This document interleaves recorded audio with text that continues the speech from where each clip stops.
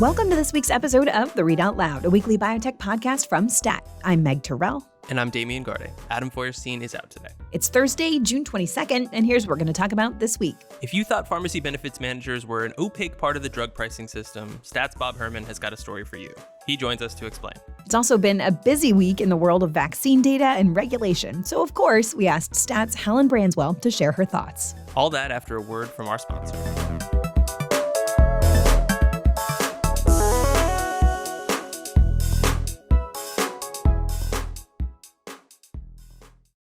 What does operational inefficiency look like in clinical trials? For sponsors, it means lagging patient recruitment and no way to see enrollment barriers. At research sites, it looks like manual paperwork jamming the enrollment process. One study team's mission is to accelerate the development of new and life-saving therapies by bringing clinical workflows online. This enables sites, sponsors, and stakeholders to work together on a common cloud-based platform, Study Team. The result? Efficient workflows, increased enrollment, visibility into enrollment barriers, and one clear path to faster therapeutic development. Learn more at onestudyteam.com/stat. That's ONE studyteam.com/stat. Drug pricing in the United States is complicated, but one seemingly simple aspect is that employers big and small pay consulting firms to deal with pharmacy benefits managers, tasking them with getting the best deal possible on the prescription drugs for their employees.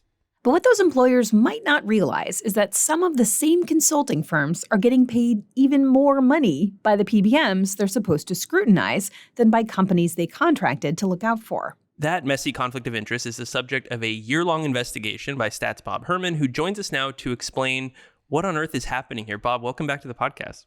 Damian and Meg, thanks for having me. Good to be back with you. So maybe just start by laying out the players for us. This is always one of the hardest things to do in just explaining how drug pricing works. But so in this situation, there are employers, consultants, and PBMs. What are they supposed to be doing to lower patients' prescription drug costs? And then what did you find they're actually doing? You're right, Meg. It's always hard to even just get into the explanation, and because that part alone could put people to sleep. But it is very important once you get there. And you're right. So employers across the country, they hire consulting firms, and they're basically saying, hey, we want to provide health and drug benefits to our workers. Help us find good deals. Help us find the right vendors for this. And so the consulting firms, as they get paid by the employers, they go out to the market and say, okay, we're going to run some bids, and these are the best options for you. That's, in theory, what happens. And, the consultant theoretically is looking out for the employer.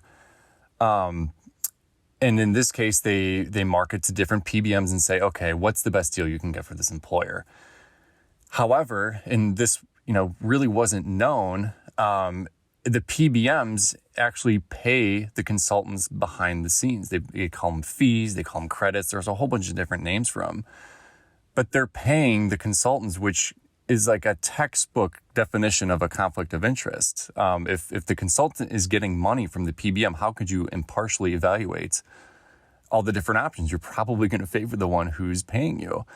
And so in return, the consultant almost says, like, okay, they direct the employer to the PBM that's paying them. That might not be the best deal for that employer. And it's probably why, employers are stuck with, prescription drug deals that may not be the best or cost them a lot of money. So you mentioned that this was not known, and I mentioned at the outset this was a year-long process on your part. What was that process for uncovering these relationships, and why are they so closely guarded in the first place? It was really hard because consulting firms obviously are not going to be advertising that they get these fees from PBMs. It's really just, it involved a lot of talking with people who are in the know. That means attorneys who help employers with their PBM contracts or who audit them. That means talking with other PBMs, smaller PBMs who feel like they're getting pushed out of the marketplace because either they don't want to pay these fees to consultants because it's gross, or if, ethics aside, they would pay the consultants, they don't have enough money to do it. And it also involves talking with, consultants who, and I think this should be pointed out as well, there are good consultants out there who don't take fees, who actually work on behalf of the employer. And a lot of them felt like, they saw this going on and they were kind of fed up with it. So it just took a lot of time to talk with a lot of these people. And we also uncovered some, court filings and documents that kind of confirm that, at least in some instances, brokers are getting paid bonuses to steer employers towards certain PBMs. So yeah, it took a lot of, convincing people to talk about it. After you did that, then presumably you went to the PBMs and the consultant firms to ask them, to explain what was going on. What did they have to say about it all? Yeah. And I think we're in a day and age of journalism where the default answer from a lot of corporations is, here's a statement. It seems very hard to get them to talk on the record or for any kind of at-length interview. And, we highlighted 4 consulting firms, Aon, Willis Towers Watson, Mercer, and Gallagher, and then the big 3 PBMs, which are Express Scripts, CVS Caremark, and Optum Rx. 2 of the consulting firms wouldn't even answer written questions.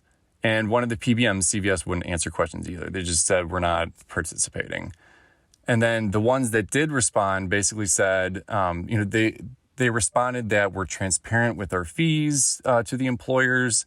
And, if in the instance we do pay, it's the employers that tell us to pay, or if we pay, there's just like a lot of caveat language that, made it seem like there was more going on and they really wouldn't answer follow-up questions. But, at least in their statements, they said they were transparent. I think a lot of employers might disagree with that. Well, speaking of which, what has been the reaction to your story since it published earlier this week? It's funny. I was at a forum for employers talking about PBMs this week, and a lot of them had read the article, and I think were pretty heated up about it. In at least one instance, one benefits manager or one HR person for a pretty large company sent the article to their consultant, basically said, answer for yourself, what's going on. Employers know they have to work with consultants. They know they have to work with a lot of PBMs, but I think they're starting to realize that, the PBMs have their large market share because consultants help keep it. They help make sure that the employers stick with them. And I think there might be, I don't know if there's going to be a reckoning or not, but I think a lot of employers are at least considering maybe we should consider thinking about going elsewhere. And employers have a lot in line here. They have a legal obligation under this law called ERISA, where they have to find out if their vendors are, getting paid reasonable, quote unquote, fees. And if they don't do that, they're violating the law. So there's also a very, there's a strict legal obligation for them to be doing something about this too. So, it's easy to get overwhelmed by the intricacies of drug pricing and supply chains. But as you point out in your story, this stuff has real world effects on real people. So what are some of the consequences of these financial relationships? It's honestly the most important question because when you talk about these conflicts of interest behind the scenes among all these different players that nobody really knows about, ultimately it affects the workers who get their health and drug benefits through their job. And if you go to the pharmacy counter, if you get an IV infusion and you have this high coinsurance rate or this high copay, it's probably because, your drug benefits, are kind of diluted or, not really in your favor. And it's just part of the offering from your employer. And the employer is offering that because that's part of what the consultant and the PBM kind of wrapped up for them. And so ultimately, if you're a worker, this is drug coverage that is yours. And, if you're paying a lot out of pocket, that's why.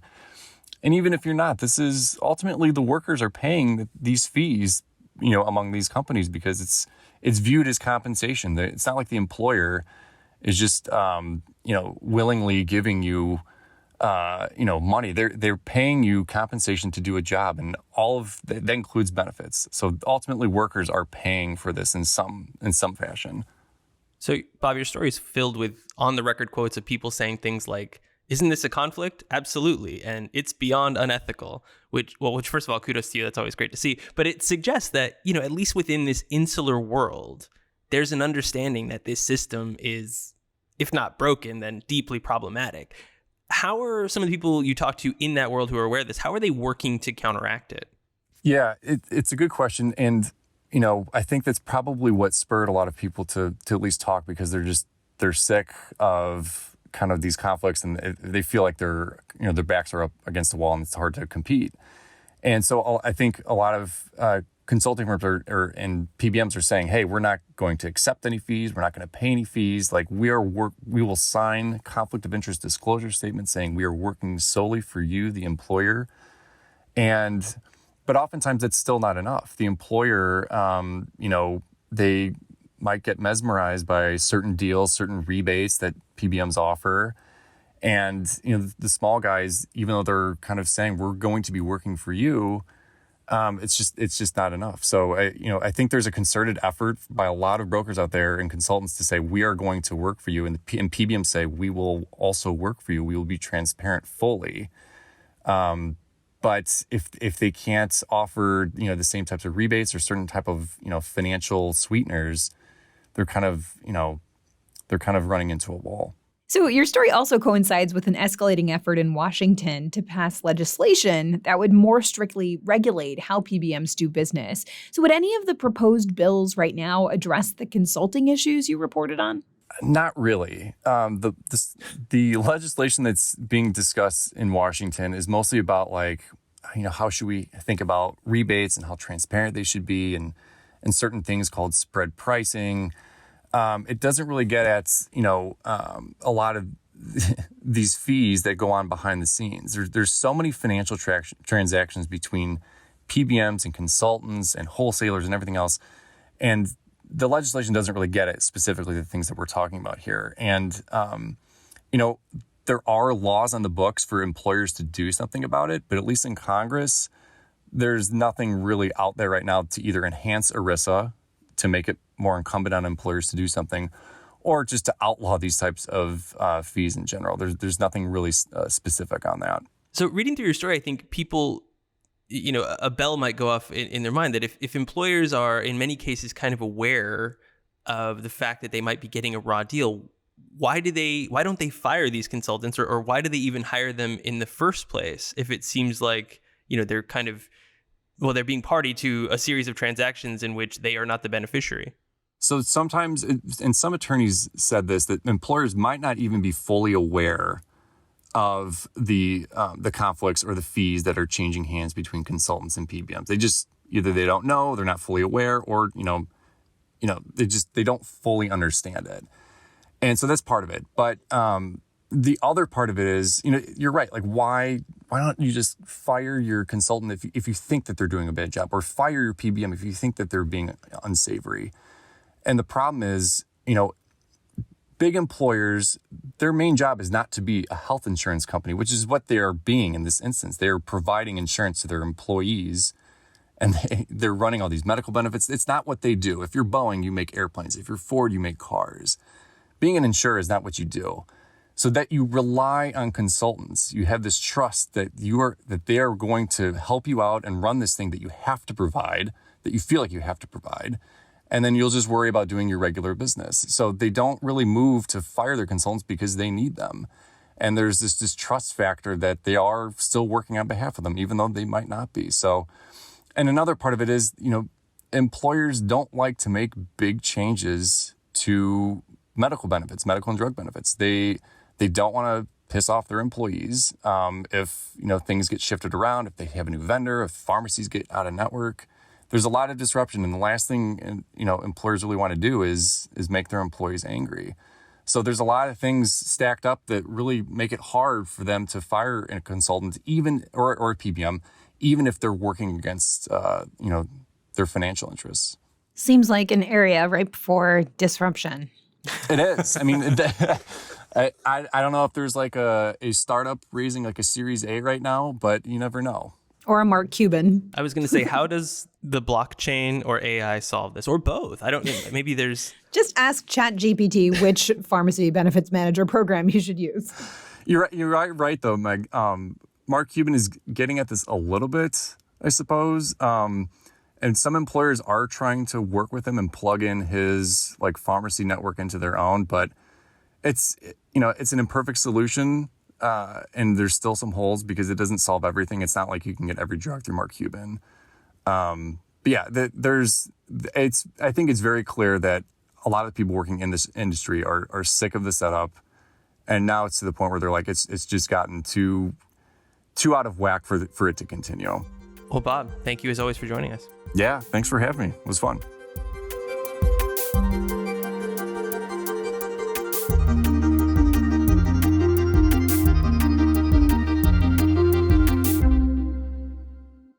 As we speak, the CDC's Advisory Committee on Immunization Practices, or ACIP, is in the middle of a 3-day meeting covering vaccines for COVID, RSV, polio, and other diseases. It follows a meeting last week of the FDA's vaccine advisors on how to update COVID vaccines for this fall. To help us sort through it all, we've turned to Helen Branswell, Stats senior writer covering infectious diseases and global health. Helen, welcome back to the podcast. Hello, it's nice to be here. So let's start, why not chronologically, with last week. The agency's group, the FDA that is, group of outside advisors, ended up voting unanimously that COVID vaccines should be updated to cover just one currently circulating strain of the virus, dropping the original strain for the first time. So this was based on evidence suggesting that could provide better protection than continuing to include the old strain. Is that right? Can you walk us through it? Yeah, sure. That's effectively it. I mean, the concern has been that by boosting the Wuhan strain, the original strain of the virus, that you're effectively driving up protection against something that we're not going to see anymore. It's no longer circulating, and maybe getting a lesser response to the component of the vaccine that targets what's actually circulating. So the thinking was, take it out. One of the things the committee said was, the evidence at this point suggests that, the original Wuhan strain, the Delta, Alpha, Beta, Gamma, all the other strains that circulated before Omicron, they're effectively gone. They've been driven out of humanity. And so at this point, the notion is to target something that is much closer to what we're actually, going to be confronted with. I also heard Peter Marks get, I don't know, you would know, I think, him better or how he reacts to things better than I would maybe, but he sounded like he was almost annoyed at the committee at the end of the meeting because the committee, at least some of the committee members, seemed to be worried about us falling into a pattern for COVID vaccines that emulates the pattern for flu vaccines. What did you make of that back and forth and sort of where we've landed with COVID? Well, this is just a guess on my part, but I think Dr. Marks was sick. He was at home. You will have noticed the polar bear having tea painting that we saw so frequently during the pandemic. He was addressing the committee from that room, and he had, a much huskier sounding voice than he normally does. And I suspect he was unwell. And you're right. He did definitely sound kind of testy. This issue has come up, a number of times at the VRBPAC. There are members of the committee who are really concerned that FDA is sort of marching things down a path to annual COVID shots, shots that are updated annually, very much on the model of flu. And they keep saying, this is not flu. There are some similarities, but this is not flu. And, even at the meeting last week, even some of the people in the committee were questioning how many people, should think about being vaccinated on a regular basis and whether we're going to need to vaccinate on a regular basis going forward. Those questions haven't yet been answered, but, it is going to be interesting to see in the next few years whether the flu model for updating COVID vaccines is actually the one that will be followed. In some ways, it would be so much easier if this was a shot that you needed every year and you can get it at the same time as your flu shot. That makes things very easy. If it's something that needs to be updated, or if it's something that people need to get less frequently, that becomes a much trickier situation, which we might talk about when we talk about RSV. Well, so just ending on that meeting, beyond the dramaturgy of Peter Marks' Zoom window, was there anything that surprised you over the course of the meeting? Not surprised, I don't think. I think Novavax, the vaccine the little vaccine that keeps trying but hasn't really, met its potential. That was the backup book to The Little Engine That Could, I think. Yeah. They had a very lucky break. The committee was asked, the committee decided that the strain in the vaccine should be something that was an XBB.1. something. And there are a bunch of different XBBs. And, Dr. Marks was sort of asking them, did they want to pick a particular XBB? And I think they landed on XBB.1.5, which is probably already on the way out, but the antigenic targets look very much like the other one. So it doesn't really matter if it's not exactly the one that's circulating now.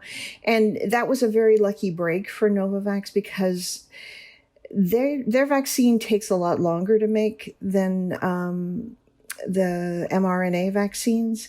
And so they have been making an XBB.1.5 vaccine at risk, effectively betting that that's the way that the VRBPAC was going to go. Had VRBPAC decided to go with another strain, they would have been left with product that they might have had difficulty selling. As it is, that vaccine has not sold well in this market at all. But at the very least, they live to fight another round.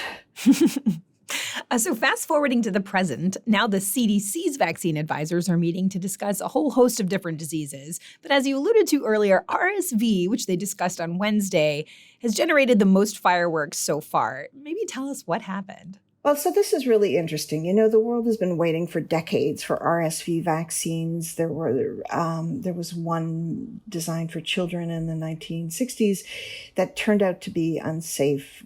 Kids who got it actually had more severe disease, and that was discovered in a clinical trial, and that shut down development of RSV vaccines for a very long time. More recently, people have figured out through studying the crystal structure of the virus how to design an effective and safe RSV vaccine. And a bunch of companies are racing to market with vaccines for seniors, vaccines for pregnant people to protect their infants after birth. There's a monoclonal that's coming. So there's a lot of different stuff on the horizon with RSV. But the first products to come out are going to be two vaccines for seniors, one made by GSK and one made by Pfizer. They were both approved last month by the FDA. And yesterday, ACIP, the CDC's advisory committee, had a vote to effectively decide whether or not to recommend people get this vaccine, or these vaccines. What was interesting about this was at the start of the day, it looked like the committee was going to recommend that all people 65 and older be urged to get the vaccine, and that people aged 60 to 64 be allowed to get the vaccine if they and their doctors decided it was worthwhile. Certainly, the companies would have preferred all people 60 and older be urged to get the vaccine. The vaccine is licensed. Both vaccines are licensed for people 60 and older. But as the day went on, it became clear that the committee had a lot of concerns about the data they had before them, the pricing of these products, and in the end, in kind of a surprise move, what they decided was that people 65 and older and people 60 to 64 should be allowed to get the vaccine if they want to, and if their doctors believe it would be good for them. But there was they didn't get the strong recommendation that they should get it. And that will have a depressing effect on uptake for sure. These hearings are fascinating because, or at least I personally am more used to FDA hearings, which focus on safety and efficacy, but these advisors to the CDC get to take into account pricing, which is sort of a third rail for the FDA. And what's interesting on this one is that the pricing is at least somewhat theoretical. I don't know. Just from reading the coverage, it felt like the negotiations seemed to be kind of like taking place in the minds of some of the parties as this was playing out. What were the reservations that committee members had, both in terms of the data that they had at their disposal, but also the pricing for these medicines? Right. So apparently companies do not announce what their prices are going to be until after vaccines are approved and recommended. But they do provide the ACIP's working group sort of an estimate of what they're thinking about. And up until very recently, GSK was thinking about a price of about $148 per dose, and Pfizer was thinking about $180, I believe, initially. And then both companies learned that there's at least 2 years of protection from one shot. This is not going to be something that needs to be given annually. And that changed their calculus. Yesterday there was as part of their discussions, there was a presentation about the cost benefits of these vaccines. And it was revealed that GSK is now thinking about $270 for the one shot, and Pfizer has used the figure 200 as a placeholder. And several members of the committee got really annoyed because they wanted to know how much these vaccines are going to cost, because part of their remit is to sort of figure out if these are going to be cost effective, and if they don't know how much the companies plan to charge for them, it's really hard for them to calculate that. One of the members of the committee, Kip Talbot from Vanderbilt, got really testy, and she sort of said, it'd be really great if you could come back by 4:30 when we plan to vote and give us an exact number. And at about 4:30, both companies came back, and neither gave an exact number. Both gave a range, and the GSK range was actually even worse than what had been presented earlier. They said they're thinking about somewhere between $200 and $295 for their shot, which they call the narrowed range. It seemed like an unusual use of the word narrowed. And Pfizer mentioned a range of $200 to $270 for the shot. I mean, to put this in a little context, that's multiples of what it costs to get vaccinated against flu. And flu is a more dangerous pathogen. And flu is something that people know about. RSV is not really something that a lot of adults know about as a risk for themselves. So, the arguments that GSK made was that, we now see that there's 2 years of protection from one shot, and we feel that, that added value needs to be reflected in the cost of the shot. How much that influenced the final decision, unclear, but neither of those companies could have been happy with the outcome of yesterday's vote. And perhaps the committee members weren't necessarily especially happy either. I mean, you have the situation where these vaccines have these sort of, I don't know if you'd call them premium prices or what. We'll see where they end up. But at the same time, you also noted the committee members were not satisfied with the amount of data they had from the companies, right? And particularly in the populations that are most affected in the elderly by RSV and severe disease from it. Maybe just tell us about that and the idea that, I think I've heard the committee members argue before, we've been in COVID, but we're not in COVID here for RSV. We're not in an RSV pandemic or an emergency state, so we don't have to go at the COVID pace anymore. Was there kind of a push-pull around that? And maybe just tell us about how much data there was. Yeah, so there were. So yes, that's exactly right. And the committee obviously didn't feel like there was a massive rush, but of course the companies are looking around and realizing that there's a lot of competition right now to get out into the marketplace with RSV.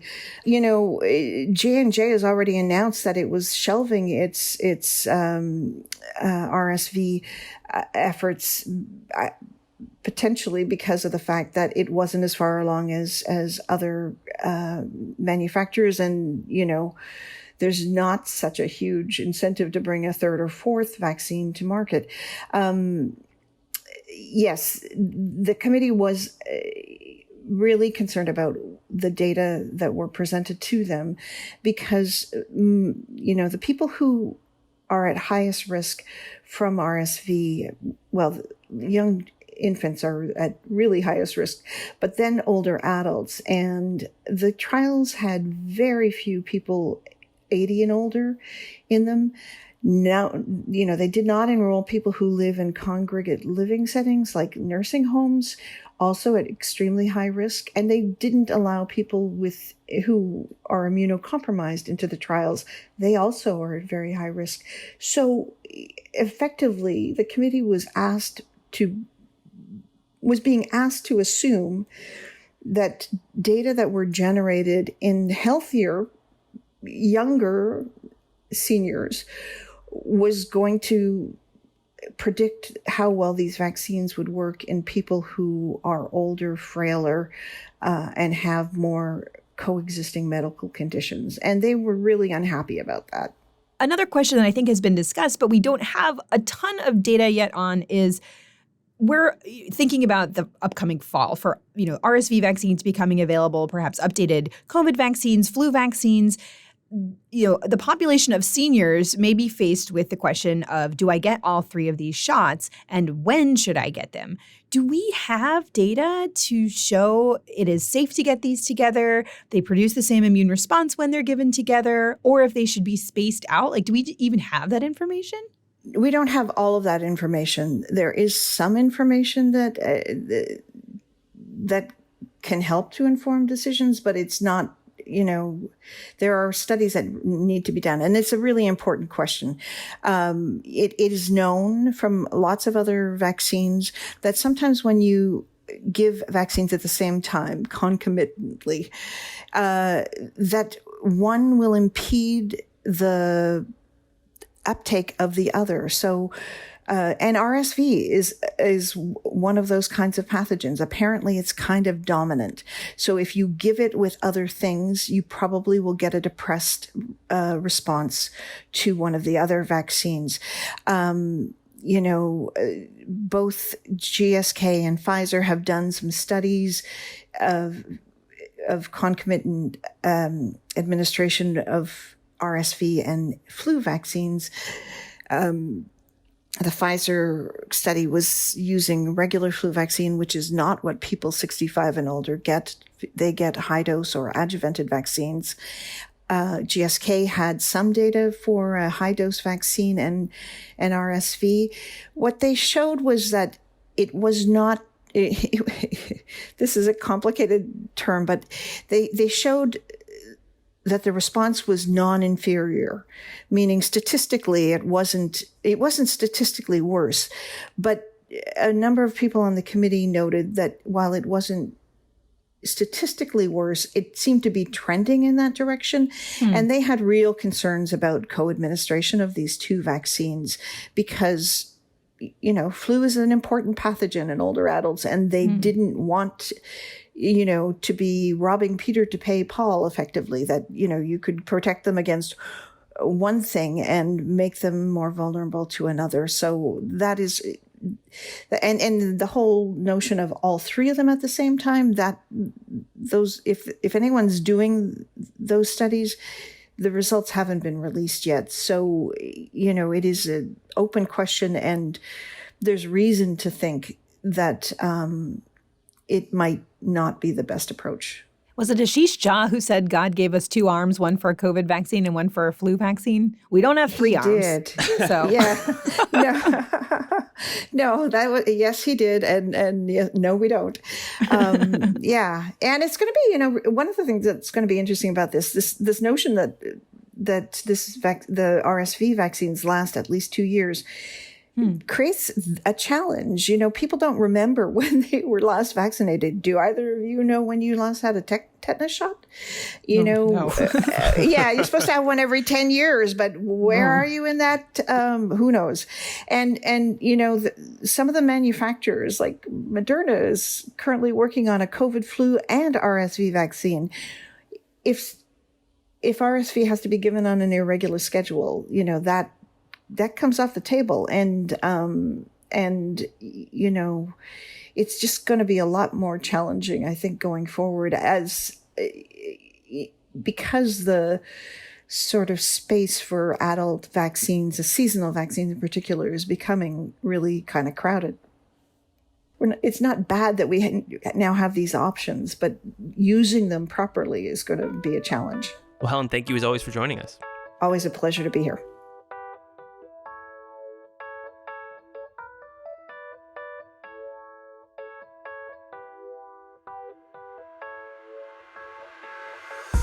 That does it for another episode of the Read Out Loud. Thank you to Teresa Gaffney for producing this week's episode. Our senior producers are Hyacinth Empanato and Alyssa Ambrose. Our executive producer is Rick Burke, and our theme music is by Brian Joel. And we'd love to hear from you. Tell us what you like about this week's episode, what you didn't like, and whether you in fact have a third arm for all of those vaccines. You can do all of that by sending us an email at readoutloud@statnews.com. And if you like what we do, leave a review or rating on Apple Podcasts or whichever platform you use to get your podcasts. See you next week.